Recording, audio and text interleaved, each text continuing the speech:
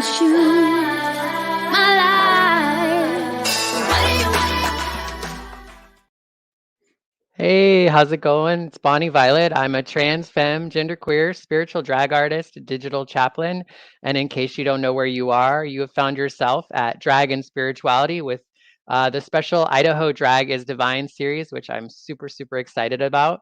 Tonight, we'll be speaking with my 48th drag artist on this podcast to get to know them a little bit more about their drag, being in Idaho, as well as their spirituality, how the two may meet or don't or whatever. I guess we'll figure that out. But I'm really excited to get to know JAZMYN a little bit more here in a few minutes. And for folks, this is a series. We have about 8 other folks that I'm interviewing as part of this series. So look in the description and you can find links to up and coming artists pretty much every Wednesday, Friday, Saturday, and Sunday for like the next 2 or 3 weeks.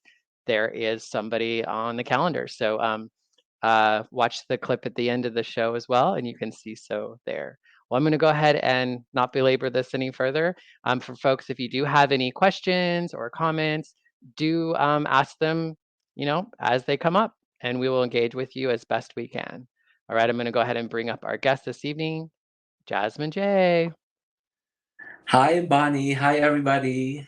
Hi, Pleasure to how be are you? here.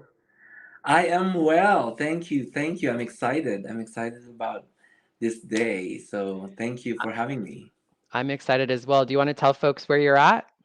Yes, I am in at Coeur d'Alene, Idaho. So, Mm-hmm. yeah, north of Idaho. So they call it the Panhandle. All right. Yeah. Yeah, so you're up at the northern part of the state. Yes, it's a little Awesome. colder. All right. Well, and I usually like to just kind of dive right in, so to speak, and start off real easy and ask you about your childhood. So, do you want to tell us a little bit about what you learned as a young person when it came to spirituality? Yes, definitely. So, hi everyone. I'm JAZMYN J. I basically was born and raised in the Philippines before Mm-hmm. moving to the US. So, most of my childhood, when it comes to spirituality, well, we learn it all from religion. So, growing up, religion is part of it's a very strong part of our family and also part of our school. Mm-hmm. So, during our elementary, we have a subject religion to learn about the Bible and also to prepare us for when we are ready to go to mass for Catholic. I was raised Catholic, and so part of our, I guess, spiritual journey is to learn about Catholicism, the rituals, the prayers, and all other stuff in preparation to our first communion. So Yeah. that's where we basically I got you know aware about the whole religious and the Mm-hmm. spirituality behind it. And how was that for you? Did you enjoy it? Did you hate it? Like what was your attitude about it? Well, there are certain parts of it that I really enjoy. I love the storytelling.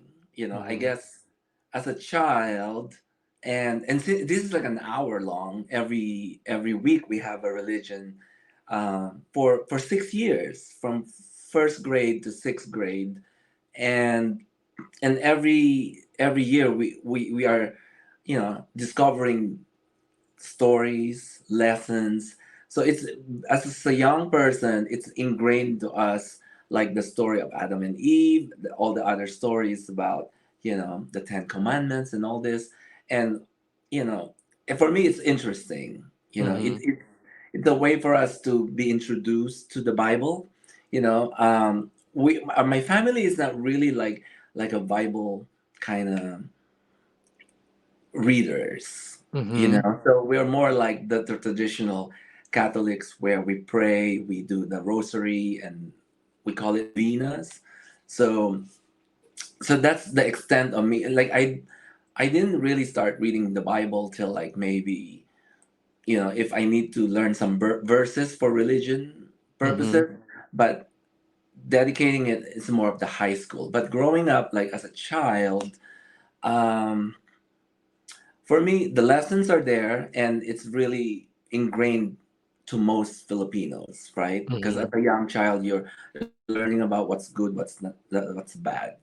Um, what I don't like really was the preparation for our first communion.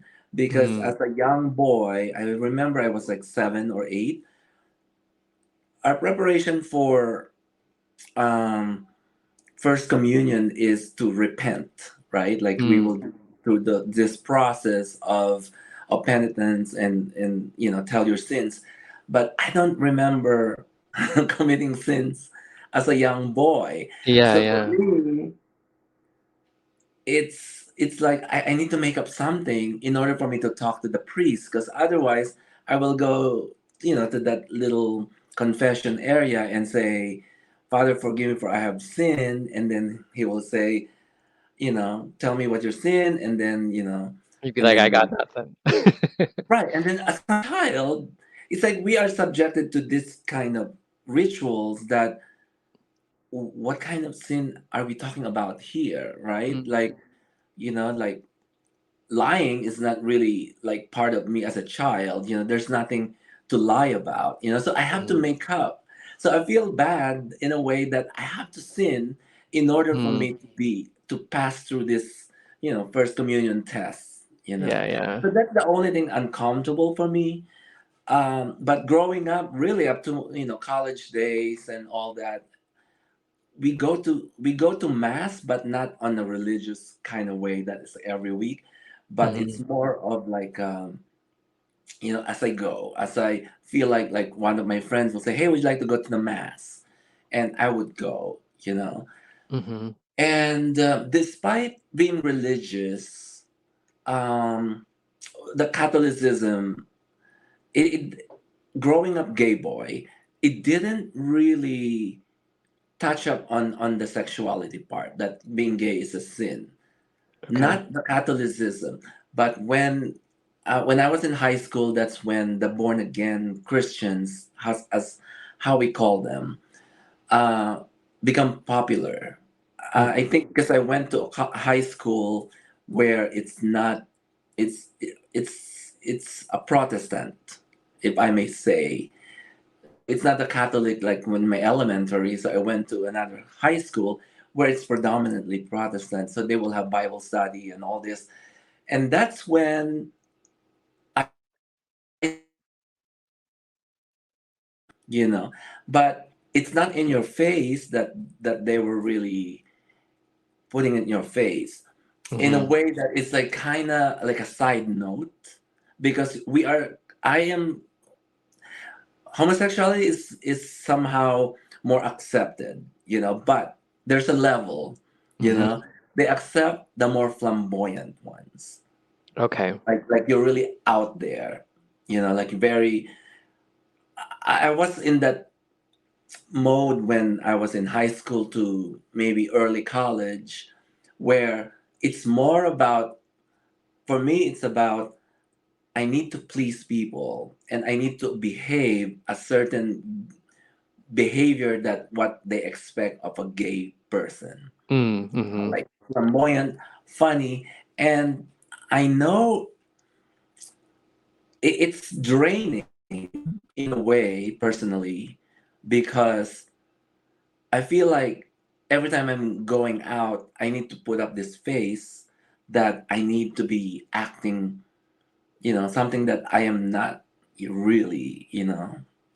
Like I'm not flamboyant, but I'm putting up a character, like a face, just to so people will not think that I am faking it, Mm. or like that it's a way for me to take advantage of other girls, things like Oh, that. okay. So it's harder for most gay or member of the community that are not fully out, or they are more um, Like quiet. masculine or Yeah, oh, okay. masculine, or because, and even for the lesbians, like when it comes to, they cannot really accept a feminine lesbian, So Mm, they have an expectation that you have to be butch, you know, gotcha. while the expectation for gay is like you really have to be like this flaming queen, Mm-hmm. you know. And it's hard because I have friends that they are in that category of you know, a little masculine, but they are not socially acceptable. Mm-hmm. And you know, so I feel for them because for me, I grew up where my family are supportive regardless of what I do. The rule is do what you like, be nice to people, be kind, and don't neglect your school. That's it. Mm. Yeah, yeah. You know, and then be home by 5 o'clock. That's you know, because Yeah. I'm fortunate growing up in the Philippines that I have that big like foundation, and then that extends outside the house, Mhm. meaning I am free to be who I am playing on the streets, you know. Right. What the funny thing is, even though socially it's not accepted to be like, you know, not to be not flamboyant, but my dad doesn't want me to be playing with a friend who is very flamboyant. Mm, So I play with him with this, you know, he's like my kind of my best friend in the neighborhood, but my dad is not in favor of his behavior. huh. You know, so he's afraid that I will turn out to be like that. You know, he wants me to Mm, be like a quiet, you know. So it's just like it's a lot of conflict in my head that socially I need to act a certain way because that's what most of my time is spent on, whether at right. school, in the neighborhood, even going to the neighbors, you know. And then at home, it's this like straight up person, you Mhm. know, that you know, so it's like a conflict, you know. So Yeah, that's yeah. how growing up. And then, you know, college, that's when I really become myself. You know, I said, you know, I am tired of pleasing people for pretending to be who I am not. So I need to be present myself to be someone that is respectable in a way that they will accept me, you know, as a gay person. So I become that. I become a youth leader in terms of that, but without the flaming activity, Mm, you know. So I feel like they see the authority or maybe the leadership that they see, you know, in myself. So, you know, like growing up in the Philippines, we have like this, like a youth club for the whole neighborhood. So we will be tasked to, let's say, if there's a festival for, you know, like summer festival, the youth will be organizing something like a street, let's say a block party. So I mhm. will be assigned as a leader to be holding that, you know, and And so was it's that through socially church or acceptable. school? Was that through No, church this or is just home. This is just Oh, okay. neighborhood. So the church is so the church is not as attached to the community Got you. as the way churches here in the US. For us, it is it's a structure. It's a church. That's where the priest and everybody else go to worship or to do the mass. And then outside that, I don't even remember having the priest go to our neighborhood Mm, to to network or you know to do something like that, like you know to extend their you know help or whatever, because right. it's I guess it's different, you know, like it's automatic that people go to the mass, back to back mass, like from 6 in the morning to 5 in the evening. Uh-huh. There's like an hour, you know, there's nonstop because like during Sunday, even from noon to 2 o'clock, there's like baptism, there's wedding, there's different stuff. The whole church is a business in terms Mhm. of it sustains itself without even needing to go to the community to invite people in. Yeah. And Uh, when was the first time you saw drag? I think I'm out of college, and the drag that I've seen in the Philippines, this was in the Philippines, is when I started, you know, going out to clubs and you know, and so there's this popular club in Manila where um where there's like fabulous drag entertainers, meaning it's very talented, and Mhm. so that's what you know. in essence in my head. And this was like in the 90s. Yeah. I'm aging myself here. So this is in the 90s. This is pre RuPaul, Mhm. Brad. So it's a vaudeville. Yeah. It's a big production. You know. Mhm. So what attracted me about that? I know the makeup, but what attracted me to drag is the ability to to to draw the crowd in a Mm. way that you're being taken to a journey, Gotcha. like, so Mhm. that's the drag that I've known. Is It's about watching someone, and we call them impersonators, or there was even a term, illusionist. That's Oh, how okay. they're saying. And it's all elaborate numbers, and Mhm. so for me it's like it's amazing, but it didn't interest me to see myself doing drag. Gotcha. you So it was know something that you enjoyed, you I kind of were in enjoyed. awe of, Hmm. but you didn't Right, see like, yourself doing it at any point in time? no, yeah, no, until only till 3 years ago. All right. From the And 90s. Yeah, so what changed for you?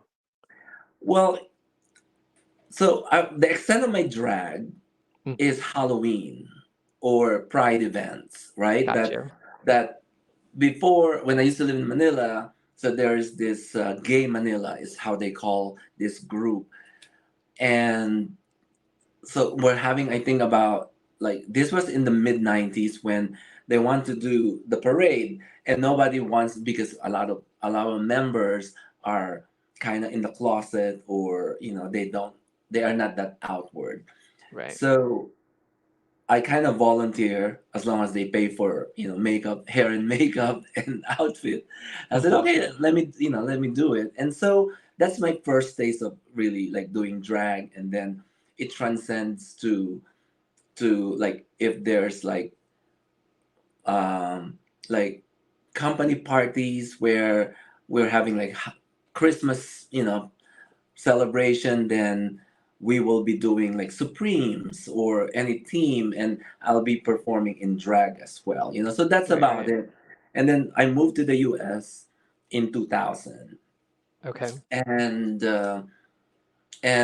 my background really was fitness. So I do group fitness, and so I think the reason why I don't see myself in drag is because I have a very masculine Mm, body at the time. yeah. When you're in your 20s, your body just do itself without Right. worrying if you eat or you drink or whatever. It just builds itself, and plus being in the fitness industry, and that's what I do. My body was a little in the masculine side, and the concept of being a woman for me has very Mhm. shapely and very nice and not masculine. So that was the concept. So I think that's what prevented me from, because I don't see myself that Mhm. way. So fast forward to going to the moving to the US, and then going through West Hollywood and Long Beach. They have like Hamburger Mary's, where they do this drag bingos and all this, and it's still entertaining for me. What's really not for me is because I guess they are in the more adult oriented crowd, meaning Mm, 21 and above. It's more about the sexuality and the physical, and and I don't see myself that way as well.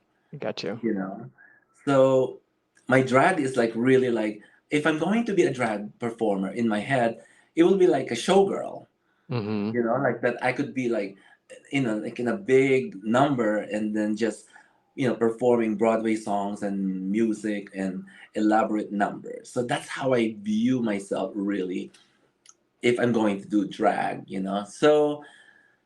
So I continued, like, living in LA. So again, Halloween is the extent of my drag now. Like, if my like I remember, I only did drag 3 times. 2005, I did the drag, and then 2015, and then 2017. That's about it, Mm. you know. Yeah, And yeah. then move. 2019 we move, and and oh, let me backtrack. So around early 2000, so RuPaul Drag Race came out, and and my husband worked on RuPaul's website when it Mm. was beginning, when Oh, the wow. first second season, you know. So and then he got in touch with Lip Synca, the other, the other drag famous drag performers, Lady Bunny. So he helped them with their website in the in the early 2000s, and then Yeah. drag become mainstream kind of, and bought by larger company, and then they want to control all the marketing and all this stuff. So Right. but at least I get got a somehow connection in terms of what the back end of drag is in early early 2000s, Yeah, yeah. so and I see the progression of it, and I actually don't watch RuPaul Drag Race, only the first two season, I think, in the Oh, yeah? beginning, Why is that? because I'm not interested. It's Gotcha. unfortunate. Because for me, like when I say drag, it's about entertainment. Mm. Like I don't need to know what's happening the behind the scene. Like if I Gotcha. know how to sew, I know how to sew out costume, to do my makeup and all this. I'm interested in the makeup, because that's something that interests me. It's like the transformation, Right. but the construction of makeup, the production numbers, I know, because as a performer, I know how to do that in my head. I have concepts of that, Right. and so, but that's not. I don't like to see, be, like The queens. real yeah, the reality The TV of it reality all. portion of it. Yeah. I'm not. My husband and I were never into reality shows. Like I Mm. guess I'm guilty of Nicole Richie and Okay. and Paris Hilton. That's the extent of my reality show. And also I think some of I can't remember now her name, but like those are the early part of reality, when Yeah, yeah. it was clean, it was Mhm. fun, and so, and then it transcend and it become different. So I really don't have that much of an interest when it comes to that. I love makeup, but more of the the day-to-day boy makeup, that just to conceal some of the blemishes and all this. Mhm. But I didn't really think about drag as much, other than if a group of us are going to support a drag bingo fundraising, or a pride event where there's drag performers, I am welcome to see that, Mhm. Yeah. So, and then moving to Idaho in 2019, that's and then Halloween, again Uh-huh. Halloween. We just moved to a new town. What's Halloween like? And they have Halloween here, but it's more focused on children, that you go around Yeah, yeah. um, downtown. And a friend of ours who lived in Spokane said, "There's a drag show, Mm. Halloween drag show in Spokane. Maybe we can check it out." And so for me, it's like, oh, okay, let's do that. Let's go in drag. Uh-huh. So so I started conceptualizing again, like I'm going to do drag. I don't even think about a name. I just want the look, and Right. even my husband. So we both came in drag, and like I did, because he has a beard, Mhm. facial hair, but he doesn't want to shave it. And this was in 2009. I said, okay, we can do something, like you could be Right. like a rock star drag queen, where there's like a star in your one eye, and it will glitterify your. So we Beard, yeah. created it, Mhm. just for the fun of it. And then so we went, and that's when I see the different type of drag. These are like kind of the alternative type of drag, because Mm. in my head, it's about like the The showgirls, showgirls, yeah. Mhm. and then what I saw, predominantly drag kings as well, is something different. Mm. It's something that for them, it's storytelling. It's very compelling, It's Mm-hmm. storytelling about, I think it's an extension of their angst, Mm. their frustration, because, learning about some of them are trans male that are barely 19. So they Mm. are in that age where they are now more like free, Yeah. and so now they were able to escape the life from their family that are not supportive. Yeah. So Yeah. the angst, whether it's from family, friends, society, community, it's coming out of the music. Hmm. So it's like an outlet for them. It is an outlet for them. And like the thing, yeah, because it's from 14 years old to early 20s. Hmm. These are the group that you know that the type of music, because for me it's like, wait, you're 19, you're only this young, Yeah. and you're Hmm. listening to Evanescence, or you're listening to this, like a little dark music, Hmm. and you're really expressing it, you know Yeah. and And for me, it's really like, wow, it's a powerful message, mhm. Is you that what know you wanted to do? Did you want to do that Yeah, too? and Or it's an amateur night. oh, So for uh-huh. me, it's like, okay, there's something missing, because I end Mm. like the whole show is predominantly in that Kind of theme. emo. Yeah. Yeah, and I feel like, w- I need to send my message. I need to share Mm. my story in a way that could be inspiring for some, that is hopeful, that Mm. is about self empowerment. Gotcha. So as soon as that show ended, I told my husband I want to do drag. Mm. I'd like to do a drag show. I said, go ahead, sign up. And so that week I look for the host, and apparently I saw the host on Grinder, and I Uh-huh. messaged. I said, "Hey, I saw you on the show, and how can I sign up? I'm Mhm. interested to do drag." And I said, "Oh, contact the producer. Here's the email, and see if there's still a spot."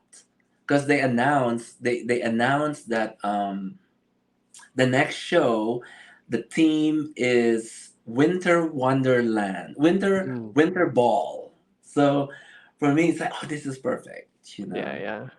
And so I contacted, and I said, oh, yeah, you can provide one number and just tell us your name and send us the song.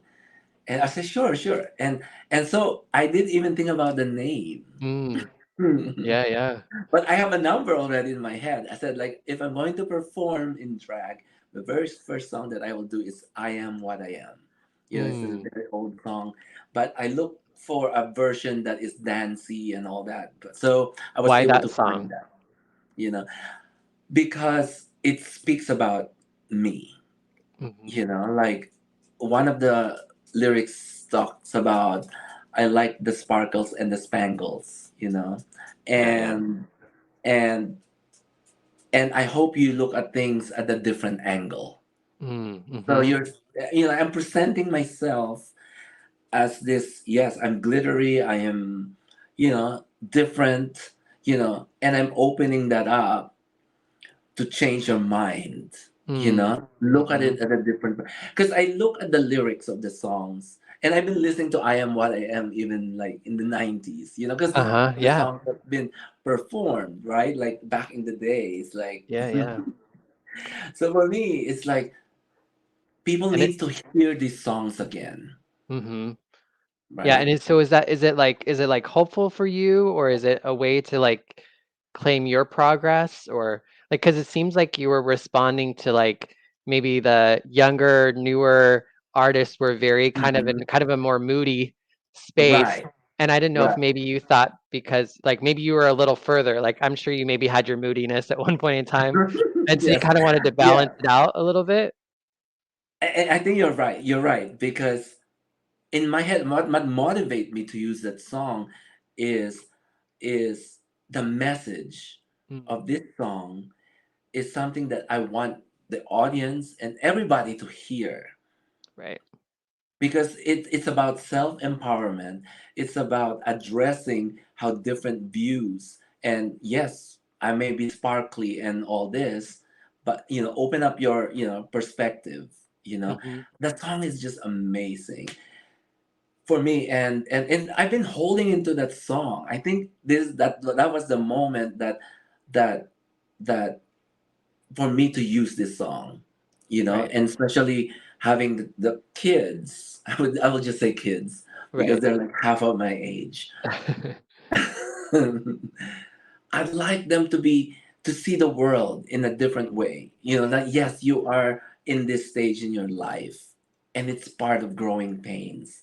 Yeah. Yeah. But eventually things will get better. My parents.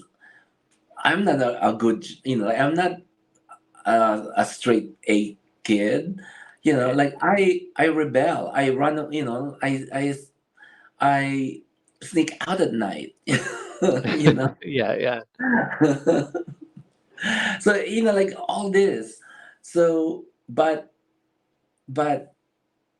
the hope of that there are great things that will Hmm. happen. We just need to be open about it. Yeah. You Do you know? feel that like being in Idaho in particular kind of is like the right place for what you want to do? Because I know you were like in the Hmm. Philippines and you were in Hmm. LA and like, but does it Right. feel like Idaho is just like a better fit for it right now? Or Well, that's a very good question, because that's a question as well that most of my friends' family is asking, why in Idaho when you decided to do this? You know, it's because, again, the people that I have worked with during the drag shows, seeing their struggles, and I may not be able to relate to their current condition because we have a different background. I have more support than most of them, right. but if I could be that little glimpse of light, Hmm. Yeah, yeah. and I feel like whatever greater power it is that brought me here Mm, and allow me to do this, and to convey a message of hope, of self-empowerment, of positivity, or even addressing issues that kids nowadays are facing, is something that I don't know, it just come organically. hmm. Yeah, but it sounds like you're saying that you believe your higher or higher, the higher power, your higher power, whatever, kind of is calling you to do drag. Right. I think that's where the spirituality comes in, right? Yeah. So I have this hodgepodge of spirituality from Catholicism.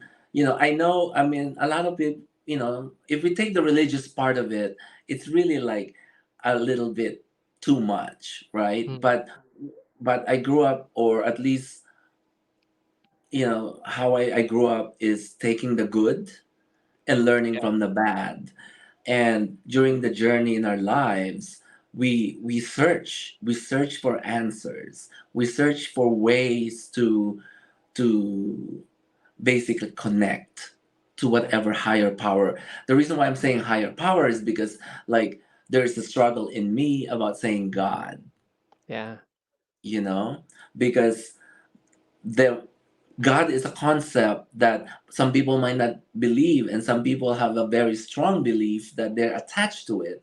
But that attachment is what's keeping us from opening up ourselves, Mm, because we become so attached to what the rules are that we forget that we're living.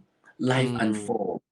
And that's what I learned from, practicing Buddhism, at certain point in my life. I think in era uh-huh. 2005 or 2005 to like about 5 years of practicing of that, because Yeah. moving to from the Philippines to the US, it's about the US is a Eastern philosophy is different, so it's more therapy and all this. So it's like the Yeah. Yeah. psychology of things, right? So I tried that, but still there is something that is missing, Mm, So I'm trying to connect, and Catholicism or whatever, it doesn't match. I went with my husband's religion, Methodist. I love it. Similar Hmm. to Catholic without the cross and kneeling and standing and all Right. this shebang. Yeah. But I love when we used to go to church is hearing the, I would say sermon, but it's not the sermon. It's how the pastor would give this, you know, how do you call Message or it? yeah, like a Message, message. Yeah. right? And that is very compelling to me because it's like how you connect the story in the Bible with Mhm. how we are living their life today, right? Right. So so after that we went through this, discovering the lessons of Buddhism, Tibetan Buddhism. Hmm. Um, so it's more about the compassion. So and that stuck with me more Gotcha. because it's more of, I would say, applicable to day-to-day life. Gotcha. So it's useful. It's more Like useful because it's yeah. about dealing with other people and dealing about yourself. Mm.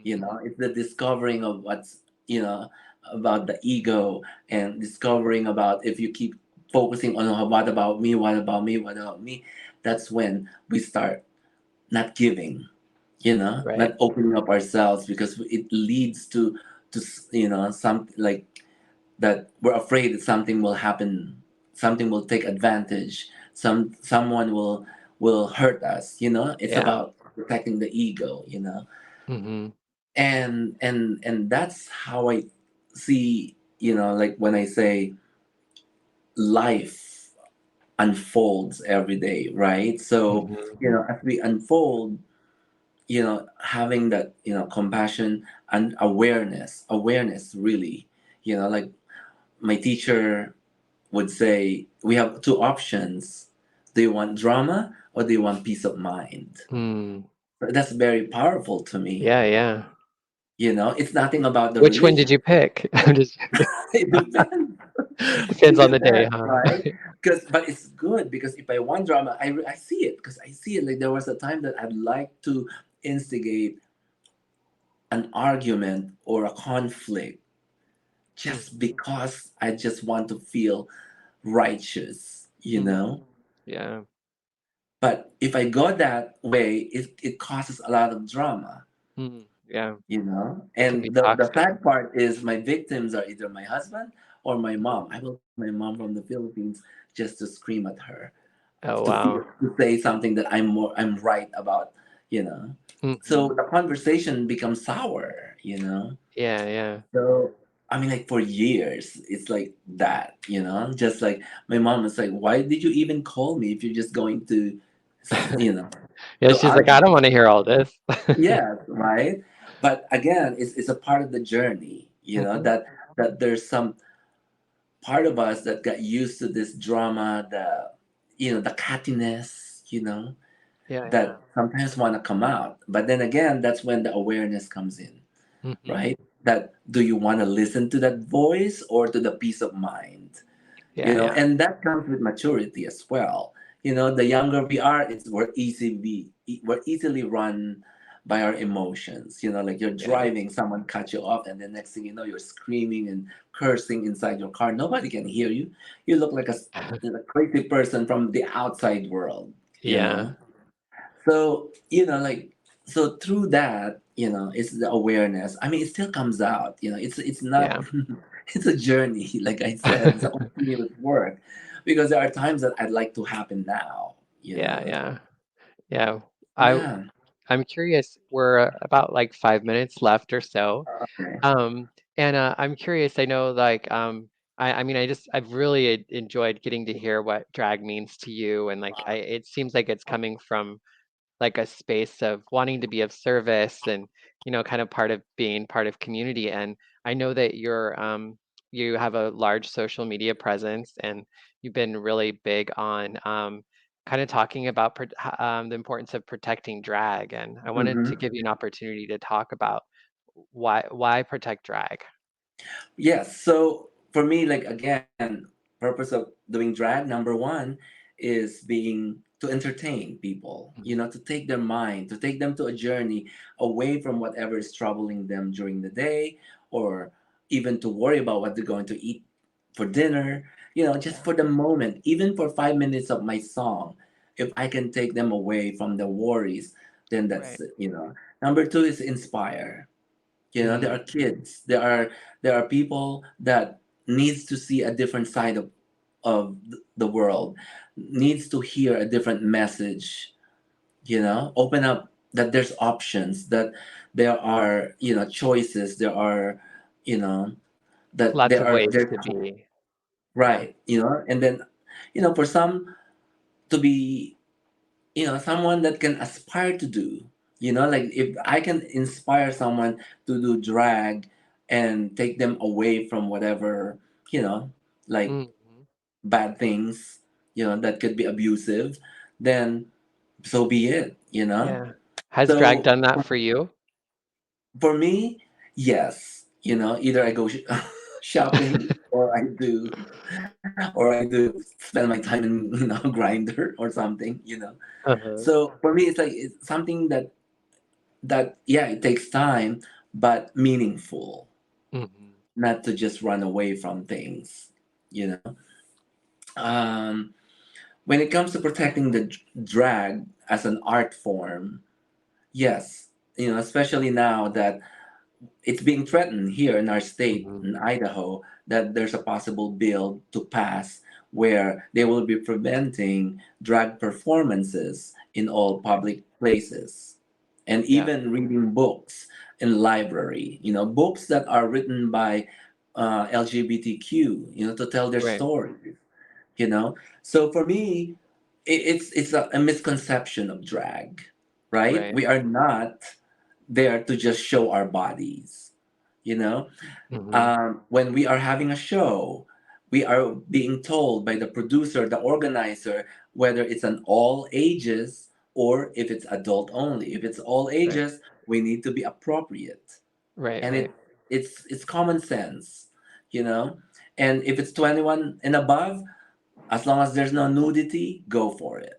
Right. But the messaging are appropriate to the audience, and that's what I'd like to share to everybody.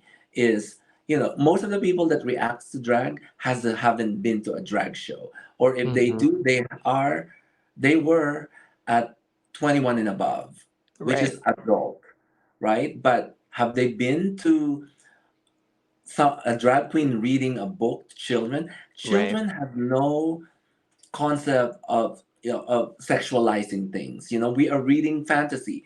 Like, wouldn't the child or children pay attention if we come more fabulous? If we're reading Right. about princesses and prince, we come in costume. Whether it's a drag performer or a hired Disney character, they are in drag as well. That's not their Right. real person. So what's the difference, Right. right? We're not there to corrupt children's mind. It's an art form. Like I said, it's a freedom of expression, it's a freedom of um, creativity. So, Yes. and if the shows is also a right to to to come together. Mhm. It's like Mhm. protest. If the right is about Pride Festival, because we are protesting in a more fabulous way than picketing. Right. It's protesting to say that we are here, and we deserve the love, the respect, and the inclusivity of the society. So Right. yeah, We're human too. exactly. Yes. Yeah.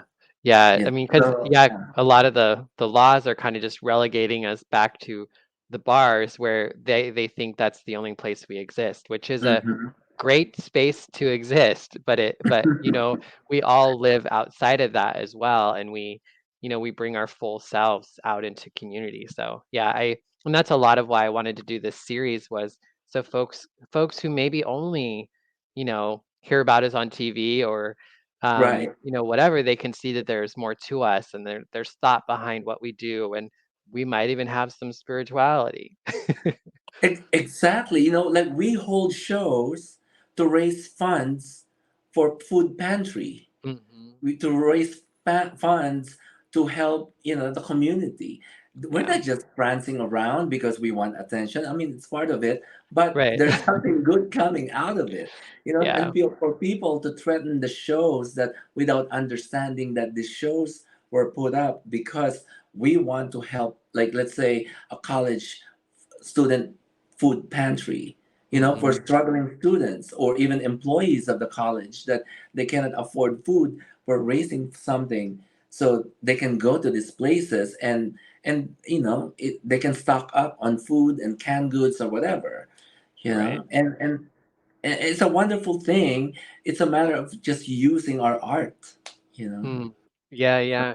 I am enjoying this conversation. I feel like I could talk to you forever, but pretty much past the time that I usually like to go. But I want to give you an opportunity to, share anything that you'd like to share, maybe that you haven't got to say yet, or you would just like to say again. Yeah, so for everyone, give drag a chance. Understand. We are open for dialogue. Sometimes if we don't understand, we just don't assume things. We don't conclude based on what we hear. Hmm. We open a communication line. You can find me on TikTok or on Instagram or even here on YouTube. Send us a message, questions, and all these comments that help inform. You need to clarify things. Then I'm open for that dialogue. So Hmm. hopefully, we can change people's thinking, outlook in life. you know Yeah. Yeah. Just kind of bend our ear and have a conversation with us, huh? right. Yeah. Yeah, for me it's an intellectual conversation. Ignorance is sometimes the culprit. We Hmm. don't know. The fear of not knowing is very powerful. Yes. And we can easily conclude things based on our fear. But having the knowledge and open communication is much powerful because it can change minds. It can change the way we view the world.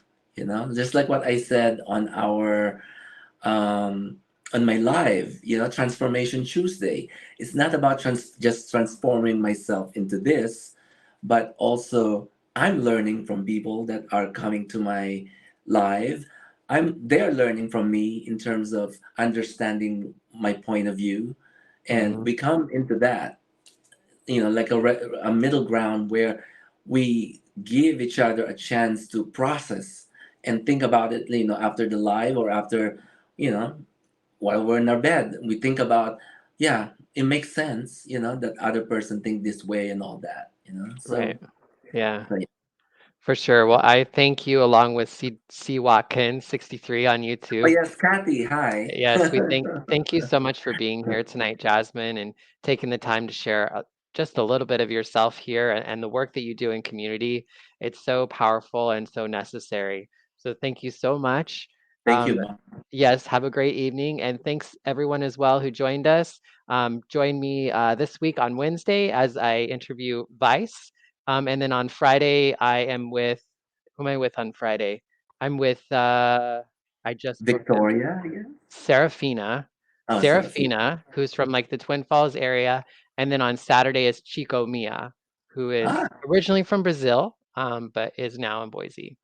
So, but oh, I yes, hope to meet all of them in the future. yes, we'll have to set something up for sure. I know. All Well, right, everyone.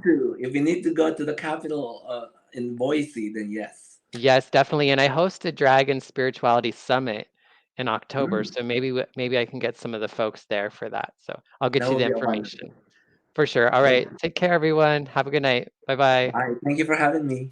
Bye. Oops, I pushed the wrong.